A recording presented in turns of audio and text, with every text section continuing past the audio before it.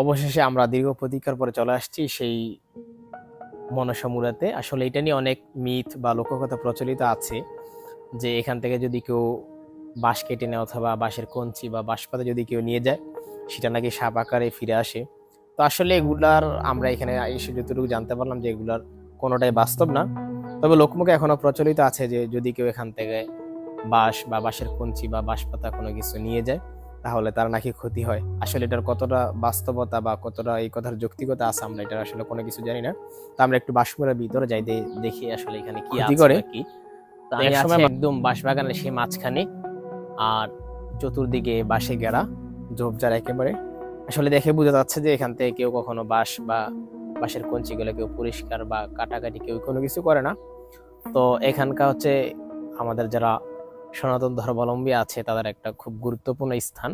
তারা এখানে পুজো দেয় বা তাদের যে ধর্মীয় আচার রীতিনীতি, তাদের বিশ্বাস যে তাদের মনসা নামক যে একটা সাপ আছে এটা এখানে বসবাস করে এবং প্রতি বছর একটা নির্ধারিত সময় তারা এখানকে পুজো দেয়। তো এটা হচ্ছে তাদের বিশ্বাস। আসলে যার যার ধর্মে তাদের রীতিনীতি কালচার এক একটা এক এক রকম হবে, এটা স্বাভাবিক। তো আমরা শুধুমাত্র এই জায়গাটা দেখানোর জন্য আসছি যে এখানকার মুসলমান যারা আছে তাদের ভিতরে এই বিশ্বাস এখনো আছে যে তারা বিশ্বাস করে যদি কেউ এখান থেকে বাঁশ বা কোনো কিছু নিয়ে যায় তাহলে এটা তার যে কোনো একটা ক্ষতি একটা কারণ হয়ে দাঁড়ায় আর কি। তো আসলে এই কথার বাস্তবতা কতটুকু আসলে আমরা এখনো পর্যন্ত জানি নাই। তো এটার ইতিহাস এবং ঐতিহ্য আমরা যতটুকু জানতে পারলাম যে এখানে হিন্দুদের সব থেকে বড় দেবী মনসা এটা এখানেই করে। আর ঠিক এই বাঁশমুড়ার পাশে এখানে রয়েছে একটা মন্দির। এটা যদিও আগে একসময় বড় ছিল কিন্তু এটা এখন ভেঙে ছোট করা হয়েছে এবং এটার যেই স্ট্রাকচার বা গঠন এটা অনেকটা ছোট করে ফেলা হয়েছে। আর এদিকে আশেপাশে কোথাও কোনো মানুষের বসবাসের কোনো স্থান নেই, শুধুমাত্র একটা পরিবার বাস করে। আর এদিকে আরেকটা জায়গা রয়েছে খুব ইন্টারেস্টিং, আমি আপনাদেরকে দেখাচ্ছি যে এই জায়গাটাতে অসংখ্য পলিথিন এবং সুতা বাঁধা রয়েছে এক এক করে। তো এটার আসলে কারণটা জানতে গিয়ে খুব অবাক হলাম যে এখানে যদি কেউ কোনো নিয়ত করে বা মনের আশাকে ব্যক্ত করে এখানে পলিথিন বা সুতো বাঁধে এটা নাকি তার মনের আশাটা পূর্ণ হয়। তো এখানে যে বাঁশের যে গাছগুলো আছে এখানে অসংখ্য পলিথিন, এখানে মানে একদম নিচ থেকে শুরু করে উপর পর্যন্ত প্রতিটা বাঁশের গোড়ায় একদম অসংখ্য পলিথিন বাঁধা রয়েছে।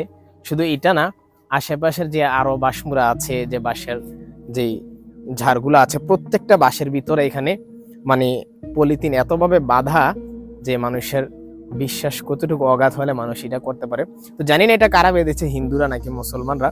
তবে শুধু জানতে পারলাম যে এই কেউ যদি তার মনের আশা নিয়ে এখানে কোনো সুতো বা পলিথিন বাঁধে তার মনের আশা নাকি পূর্ণ হয়। তো এই হচ্ছে এই বাঁশঝাড়ের সংক্ষিপ্ত ইতিহাস বা আমরা যতটুকু জানতে পারলাম এটা নিয়ে খুব লোককথা মিথ প্রচলিত আছে। তো আমরা একটু দেখার জন্য আসছি আর ভিডিওর মাধ্যমে আপনাদেরকে ইনশাল্লাহ দেখানোর চেষ্টা করলাম। আপনারা যদি কেউ এটার সম্পর্কে জেনে থাকেন তাহলে অবশ্যই জানাবেন। আর যদি কেউ আসতে চান আমি লোকেশনটা বলে দিচ্ছি। এটা হচ্ছে আমাদের চাঁদপুর জেলার কচুয়া উপজেলার ভুইয়ারা গ্রামে অবস্থিত। এটাকে মনসা মুড়া নামে পরিচিত। যদি এখানে আসেন অবশ্যই জিজ্ঞাসা করলে যে মনসা মুড়া কোথায় অবশ্যই সবাই দেখিয়ে দিবে।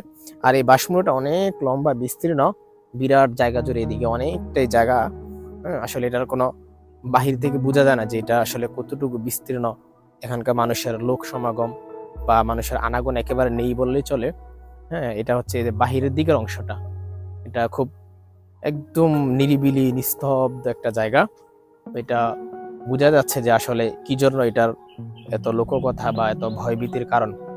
তো যাই হোক, এই হলো ইতিহাস। আসলে এখান থেকে মানে বাঁশ কাটার কোনো চিহ্ন বা বাঁশের কঞ্চি এগুলা কাটার কোনো চিহ্ন দেখা যাচ্ছে না। বুঝাই যাচ্ছে যে মানুষের এই বিশ্বাসটা এখনো আছে যেখান থেকে যদি কেউ একটা বাঁশের পাতা বা বাঁশের কঞ্চি ধরে এটা তাদের একটা ক্ষতির কারণ হতে পারে, এই জন্য হয়তো বা কেউ এটাতে কখনো কাটে নাই। তো যতটুকু জানতে পারলাম আসলে এগুলার কোনো মালিকানা নাই, এটার নির্দিষ্ট কোনো ব্যক্তি বা মালিকানা কারো সম্পদ নয়। এটা এখানে এইভাবে পড়ে আছে যুগের পর যুগ ধরে। আসলে সঠিক ইতিহাস এখানে কেউ কখনো সাপ দেখেছে কিনা এটাও বলতে পারে না যে কখনো দেখে নেই। তো যেহেতু জঙ্গল, এটার ভিতরে সাপ বিচ্ছু এগুলা বসবাস করে এটাই স্বাভাবিক। তবে বাকি যে লোককথা বা মিথ প্রচলিত আছে এটার কোনো বাস্তবতা আমরা এখানে কোনো পাইনি। আমরা একদম ভিতরে গিয়েছি, বাহির থেকে দেখার চেষ্টা করেছি, আসলে এখানে সাপের আনাগোনা বা অস্তিত্ব কোনো কিছু দেখিনি। যাই হোক, সবাই ভালো থাকবেন, সুস্থ থাকবেন। ইনশাল্লাহ পরবর্তী ভিডিওতে দেখা হচ্ছে আপনাদের সাথে।